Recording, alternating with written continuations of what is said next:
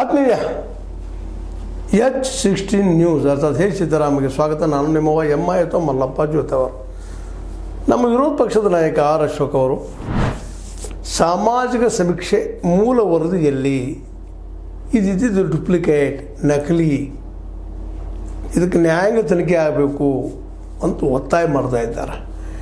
ಯಾಕಂದರೆ ಜಯಪ್ರಕಾಶ್ ಹೆಗಡೆಯವರು ಜಯಪ್ರಕಾಶ್ ಹೆಗಡೆಯವರು ಹಿಂದೆ ಪತ್ರವನ್ನು ಸಹಿತ ಬರೆದಿದ್ದರು ಅನ್ನೋ ಉಲ್ಲೇಖ ಮಾಡ್ತಾರೆ. ಅವ್ರ ಪತ್ರದ ರೆಫರೆನ್ಸ್ ಹಾಕ್ಕೊಂಡು ಸೀಲ್ಡ್ ಮಾಡಿದ ಪೆಟ್ಟಿಗೆಯನ್ನು ತೆರೆದು ನೋಡಿದಾಗ ಅದರಲ್ಲಿ ಸಮೀಕ್ಷಾ ವರದಿ ಹಸ್ತಪ್ರತಿ ಅಥವಾ ಮೂಲ ವರದಿ ಇರಲಿಲ್ಲ. ಪೆಟ್ಟಿಗೆಯಲ್ಲಿ ಇದ್ದ ವರದಿಯಲ್ಲಿ ಹಿಂದಿನ ಅಧ್ಯಕ್ಷ ಸಹಿ ಇಲ್ಲ. ಈ ಬಗ್ಗೆ ಏನು ಮಾಡಬೇಕು ಎಂದು ಸರ್ಕಾರವನ್ನು ಪ್ರಶ್ನಿಸಿದ್ದರು ಜಯಪ್ರಕಾಶ್ ಹೆಗಡೆಯವರು. ಇದೇನು ಸುಳ್ಳಲ್ಲ, ಪತ್ರ ಬರೆದು ಸತ್ಯನ. ಆ ಮಾತನ್ನು ಇವತ್ತು ಎತ್ತುಕೊಂಡು ಇದು ಮಾಡಿದ ನಕಲಿ ತಪ್ಪದ, ಇದರ ದೋಷಗಳಿದ್ದಾವೆ, ಇದು ರದ್ದು ಮಾಡಿರಿ, ಅವೈಜ್ಞಾನಿಕ, ಹಾಗೆ ಹೀಗೆ ಶುರು ಮಾಡಿದ್ದಾರೆ. ಇನ್ನು ನಮ್ಮ ವಿ ಸುನಿಲ್ ಕುಮಾರ್ ಇನ್ನೊಂದು ಹೆಜ್ಜೆ ಮುಂದೋಗಿ ಅತಿ ಹಿಂದುಳಿದ 350 ಜಾತಿಗಳಿಗೆ ಈ ಸಮೀಕ್ಷೆಯಿಂದ ಅನ್ಯಾಯ ಆಗ್ಯದ, ಅದಕ್ಕೆ ರದ್ದು ಮಾಡ್ರಿ ಅವರು ಹೋಗ್ತಾ ಇದ್ದಾರೆ.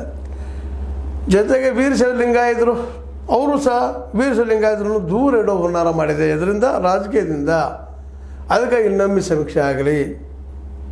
ಮುಂದೆ ನಮ್ಮ ವಚನಾನಂದ ಸ್ವಾಮಿಗಳು ಹರಿಹರ ಅವರು ಈ ವರದಿಯನ್ನು ಒಪ್ಪಲಿಕ್ಕೆ ಸಾಧ್ಯವೇ ಇಲ್ಲ ಅಂತ ಹೇಳ್ತಾ ಇದ್ದಾರೆ.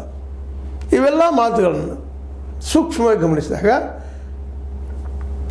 ಕೆಲವೊಂದಿಷ್ಟು ಹಿಂದುಳಿದ ವರ್ಗದಲ್ಲಿ ಅತಿ ಹಿಂದುಳಿದ ವರ್ಗದವರನ್ನು ಏನೇನು ಅನ್ಯಾಯ ಆಗಿದೆ, ತಮಗೇನಾಗಿದೆ ಅದನ್ನು ಹೇಳೋ ಪ್ರಯತ್ನ ಮಾಡಿದ್ದಾರೆ. ಇವುಗಳನ್ನು ತೆಗೆದುಕೊಂಡೆಲ್ಲ ತಮ್ಮೊಳಗಂತ ಹೇಳ್ತಾ ಇದ್ದಾರೆ.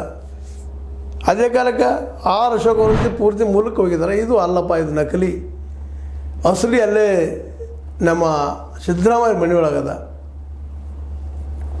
ಆ ಅಸಲಿ ಈ ಅಸಲಿಗೆ ಪತ್ರಕ್ಕೆ